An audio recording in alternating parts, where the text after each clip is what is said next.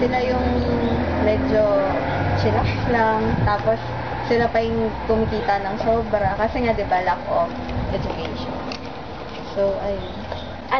Di ba sinabi din doon, yung indolence ay hindi lang naman yun yung katamaran na tinutukoy, hindi yung katamaran na tamad ka ganyan, kundi parang general na katamaran ng mga Pilipino na tamad tayong pag-aralan mismo yung history natin, tamad tayong, basta hindi lang yung katamaran na natutulog tayo, ganyan. Pero yung tinutukoy doon ni Rizal ay yung general. Kasi parang natanong dati, kasi parang since ginawa niya yung essay na yun, ang target lang niya is yung mga nasa taas. Kasi sila lang naman marunong bumasa, sila lang naman yung makakaintindi talaga nung sinulat na nila. Pero may deeper meaning kasi yung indolence of the Filipino na sinulat na yun, sa pangkalahatan. Sa tingin mo, XD, ano yung bakit gusto niya? Oo, bakit ka? Kasi unang-una mali yung parang explanation doon nung gumawa ng Sucesos de las Islas Filipinas ay hindi na talaga kilala yung kultura ng Pilipino. Kaya parang gusto i-correct ni Rizal yung mga maling pagtingin. Katulad nung kumakain doon ng mabahong pagkain yung mga Pilipino, yung bagoong, parang ganun. Parang, tayo nga diba, sarap na sarap sa mangga, ganyan sila. Tapos, isa pa doon, ang pinaka-main thesis kasi ni Rizal, parang gusto niyang ikahiwatig sa buong mundo na meron ng sibilisasyon, yung mga sinaunang Pilipino, bago pa dumating yung mga Espanyol. At sa tingin niyo, ano kaya yung mga unang ginagawa ng mga Pilipino, yung mga sibilisasyon na in-emphasize ni Rizal? Halimbawa kasi, di ba may pamamalakad na dito yung mga datu. Yun kasi yung mga nauna eh. Parang similar siya sa mga Muslim kasi di ba ganun yung sa pamamalakad ng government ng Muslim. Kasi may civilization na talaga before pa dumating sila. Kaya nga nagkaroon di ba ng mga duguan. Halimbawa sa Cebu. Kaya alam natin na na meron na tayong sariling government before pa dumating yung mga Spanish bago tayo mga colonies.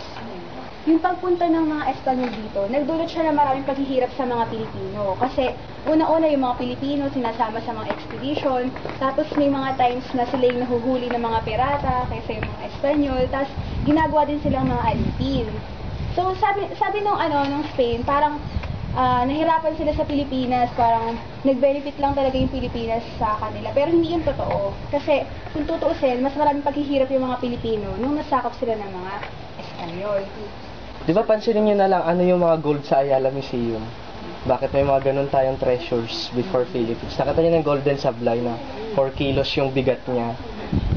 Pure gold, 24 karat gold na 4 kilos. Isipin mo kung gaano kamahal yun. Bakit nakagawa ang ganun ng ba't nakagawa mga Filipinos before? Yun nagpapatunay na mayaman talaga ang Philippines before pa dumating yung Spaniards.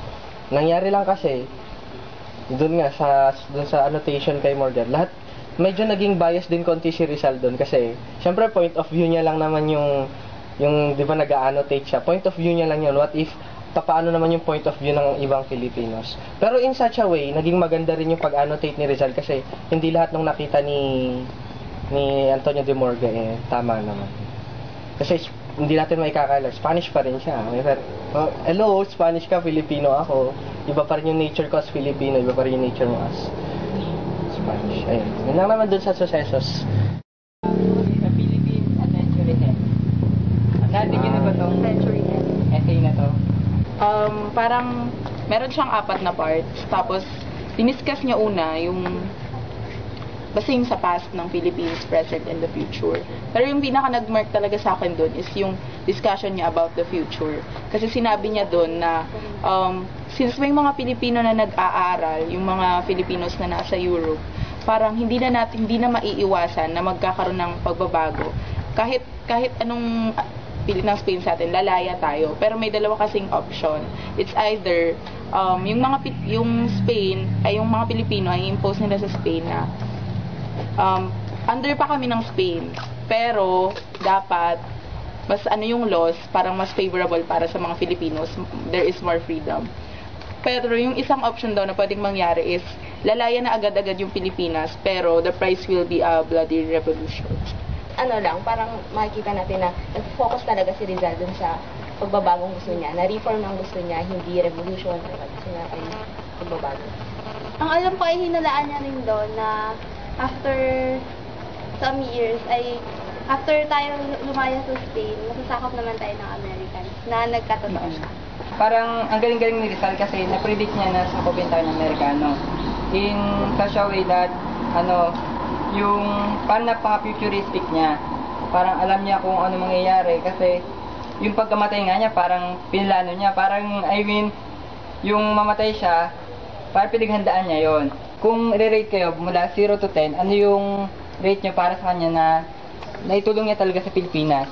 Siguro 8. Kasi yung through him, namulat yung mga Pilipino rin.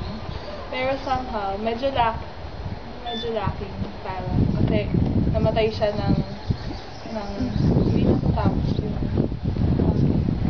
Parang pinasa niya. Oo.